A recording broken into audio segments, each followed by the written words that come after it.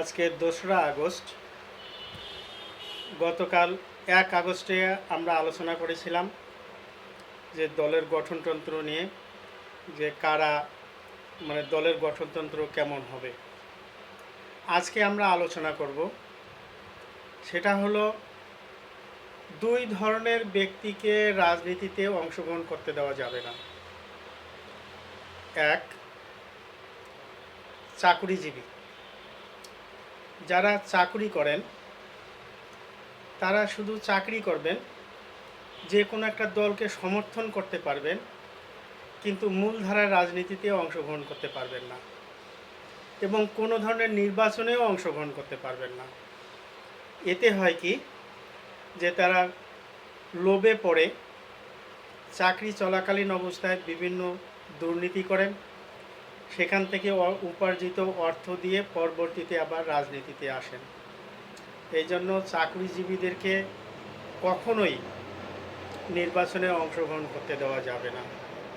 আর দুই হলো যারা ব্যবসায়ীদেরকে নির্বাচনে অংশগ্রহণ ব্যবসায়ীদেরকে নির্বাচনে নিষিদ্ধ করতে হবে, রাজনীতিতে নিষিদ্ধ করতে হবে। কারণ ধরুন একজন ব্যবসায়ী, তার 100 কোটি টাকা আছে, সে যদি রাষ্ট্রের 10 কোটি টাকা চুরি করে এই 100 কোটি টাকার মধ্যে ঢুকাই দেয়, আপনি তাকে ধরতে পারবেন? তার সম্পর্কে কোনো এলিগেশন আনতে পারবেন না। ফলে দেখা গেল দুর্নীতি বেড়েই যাবে।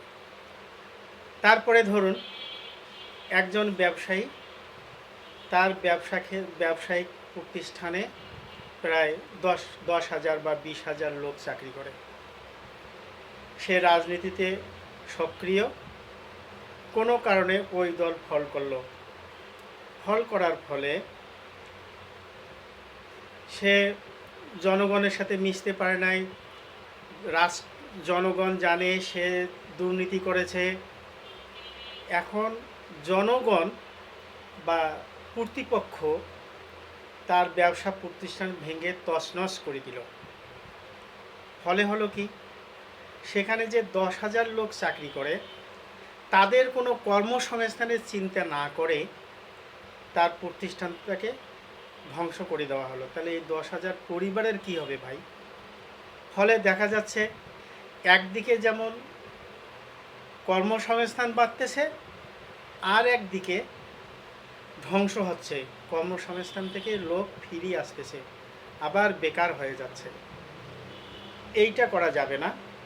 এখানে হলো যারা ব্যবসায়ীর ধরন অনুযায়ী তারা ভিআইপি মর্যাদা পাবেন। ব্যবসায়ীর ধরন অনুযায়ী তারা রাষ্ট্রের সুরক্ষা পাবেন, রাষ্ট্রের বিভিন্ন কর্মকাণ্ডে অংশগ্রহণ করতে পারবেন, কোনো একটা দলকে সমর্থন করতে পারবেন, সেই দলে চাঁদা দিতে পারবেন। না, তার কাজ হলো শুধু ব্যবসা কিভাবে ত্বরান্বিত করা যাবে, সরকারের সাথে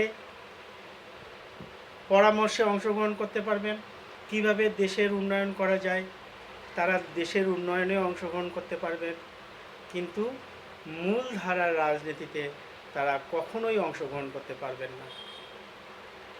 তো আমার কথা হলো ভাই, এবারে আমরা আলোচনা করব যে বাংলাদেশে গত কয়েকটা নির্বাচনের জরিপ অনুযায়ী বাংলাদেশের সর্বপ্রথম 1 নম্বর, 2 নম্বর, 3 নম্বর, 4 নম্বর দল পর্যন্ত এরা সুপার পার্টি হিসেবে পরিচিত হবে। এরা দল নিবন্ধন করার জন্য প্রত্যেকটা দল বাংলাদেশ ব্যাংকে একটা নিবন্ধন অ্যাকাউন্ট খুলবে। এই নিবন্ধন অ্যাকাউন্টে প্রত্যেকটি দল 3,000 কোটি টাকা জমা দিয়ে নিবন্ধিত হবেন। এখন 3,000 কোটি টাকা কোথা থেকে আসবে? যে বাংলাদেশে শুধু ইউনিয়ন আছে 4,571টি। এই 4,571টি ইউনিয়নে প্রত্যেক ইউনিয়নে যদি একটি দলের 13 জন করে রাজনৈতিক ব্যক্তিত্ব হন, নেতা নির্বাচিত হন, তাহলে সারা বাংলাদেশে প্রায় 60,000 রাজনৈতিক ব্যক্তিত্ব হন একটা দলে।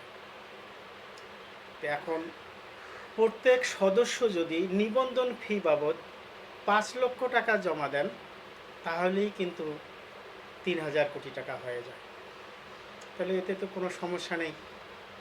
এই 3,000 কোটি টাকার সাথে বাংলাদেশ সরকার, রাষ্ট্র তাদেরকে অনুদান হিসেবে আরও 5,000 কোটি টাকা দিবে। তাহলে এই 5,000 কোটি টাকা কোথা থেকে আসবে? দুর্নীতিগ্রস্ত টাকা থেকে আসবে। যারা দেশে দুর্নীতি করেছে তাদের টাকা থেকে আসবে। যারা দেশের লুটপাট করেছে তারা টাকা দেবে, তাদের টাকা থেকে এই 5,000 কোটি টাকা আসবে। সেটা কিভাবে সম্ভব পরবর্তী দলের গঠনতন্ত্রে আমি আলোচনা করব। তো আজকে প্রথম 1 নম্বর অনুচ্ছেদ হলো যে বাংলাদেশে 1 থেকে 4 নম্বর দল পর্যন্ত এরা নিবন্ধিত হবে এবং এরা প্রত্যেকটা দল 3,000 কোটি টাকা জমা দিয়ে বাংলাদেশ ব্যাংকে অ্যাকাউন্টে, নিবন্ধন অ্যাকাউন্টে জমা দিয়ে রিসিপ্ট গ্রহণ করবে এবং সেই মানি রিসিপ্ট নির্বাচন কমিশনে জমা দেবে। নির্বাচন কমিশনে জমা দিয়ে নিবন্ধিত হবে।